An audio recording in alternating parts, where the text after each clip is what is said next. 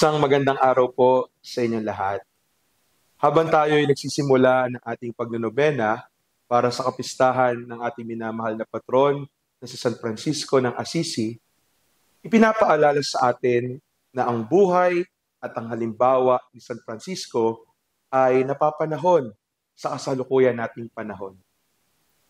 Sa mundo na itinuturo sa atin na ang buhay dapat marangya, komportable at madali, ang payak na pamumuhay ni San Francisco ay nagpapaalala sa atin na hindi natin kailangan magmukhang mahirap.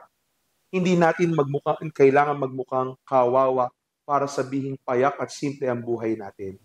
Kasi ang kapayakan ng buhay ay ang pagpapaalala sa bawat isa sa atin na sa lahat ng pagkakataon ay kumikilos ang Diyos sa ating pang-araw-araw na buhay.